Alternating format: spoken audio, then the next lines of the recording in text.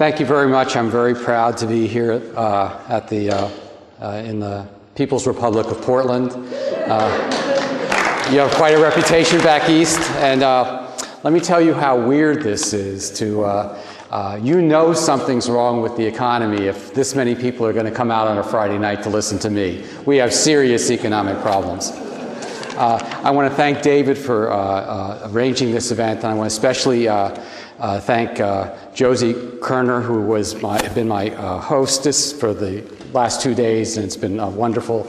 She's up there. Been wonderful to see Portland through her hospitality.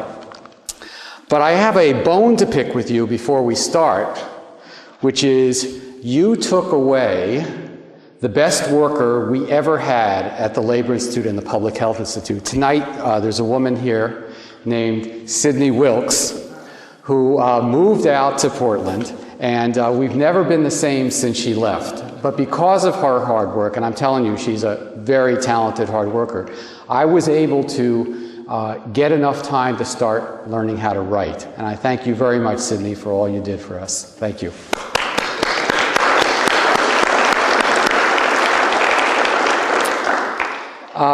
Let me start by telling you something about myself, and it leads us into this story that we're going to get into tonight. I mostly do, for the last 30 years, I've been doing organizational work. And I run these two institutes, I raise money for it, I write fundraising proposals, I design educational programs, deal with staff hassles, and do the things that organizers do to try to make a difference. I worked very closely with a guy named Tony Mazzocchi, who was, those of you who've seen the movie Silkwood, Karen Silkwood was working for him. He's kind of the founder of occupational safety and health in this country, and was the first, one of the strongest environmentalists we've ever had. He passed away in 2002, and it kind of got dumped on me to write his biography. And I'd never written anything other than a fundraising proposal up until that point. And I got carried away like I never was carried away about anything before. The book wrote itself. I was dragged along with the story. I'd never experienced anything like this in my work life before. It was a truly marvelous experience. And 4 years later, it turned into a book. It's not exactly a bestseller, but it did okay, and won a few awards and all that. But the real fun part was writing it, the experience of writing it. That was something I'll never forget. Needless to say, when I was done with that one, I thought, maybe I found my calling and I should try again. So I was hunting around for a topic that I thought would be politically useful and also something I could handle. And I live in a town called Montclair, New Jersey, which is a very unusual town in New Jersey in that it's extremely integrated in every which way you can imagine, kind of like a microcosm of Portland.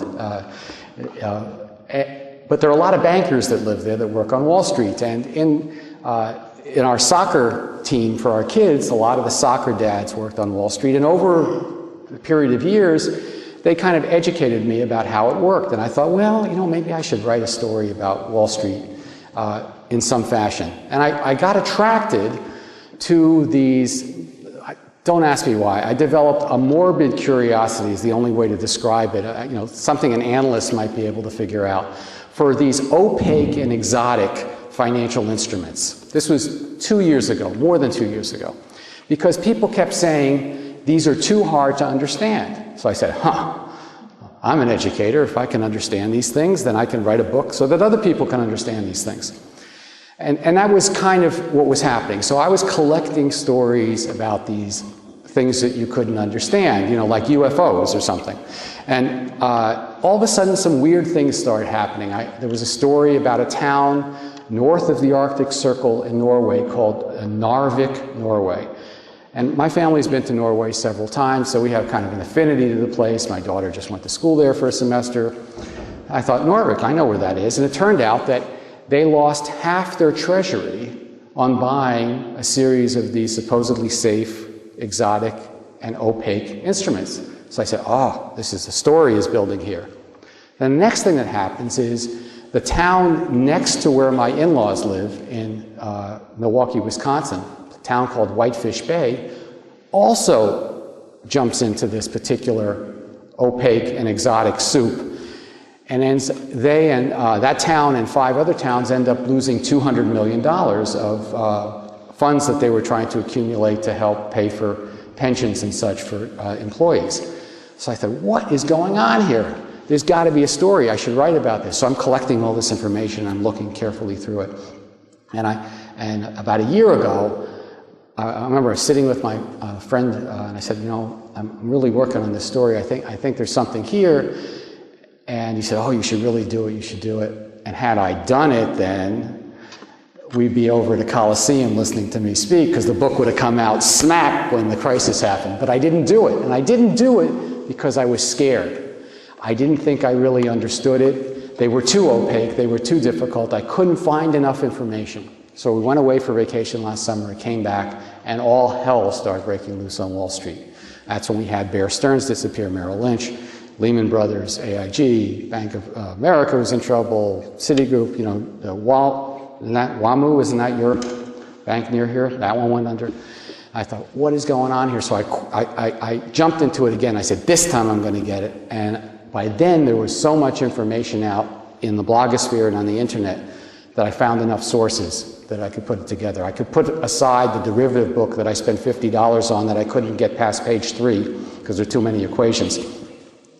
So my purpose, besides finding something fulfilling to do, my purpose was to see if I could help us become citizens again in a country where financial decisions were being made and we were not a part of those decisions. If we didn't understand more about what was going on, we were going to lose our citizenship. And it couldn't have been clearer during a 3-week period last September when $1 trillion roughly was transferred from the federal government to Wall Street in 3 weeks. In 3 weeks. And that, as far as I can tell, that was the largest transfer of wealth in the United States since African Americans built the South. And that happened in 3 weeks. And none of us knew really what was going on. We were all playing catch-up ball because we didn't have the background. So could I write a book that would help you get that background? Here's my promise to you. No matter what you hear tonight, I promise you that the book is better than me. I've had a lot of help. I have great editors. I've had great research people. Sydney knows some of them, David Dembo, people that catch everything, double check, triple check the facts. So I'm very confident that the information in the book is solid. I'm also confident that it's written in a way that someone without any economics background, without any financial background, will feel empowered.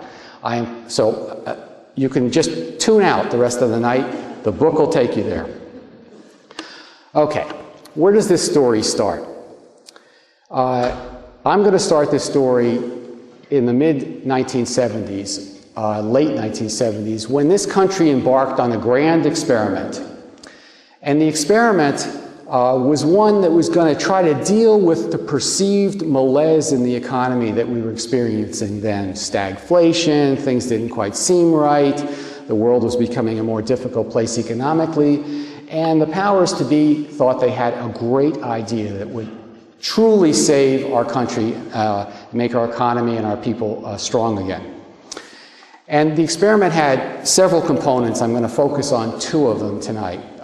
One piece was that we should deregulate the financial sector as much as possible, that we should undo the controls that were shackling innovation on Wall Street that had been established during the New Deal and the Depression. We didn't need those controls anymore because the free market had within it the complexities to police itself.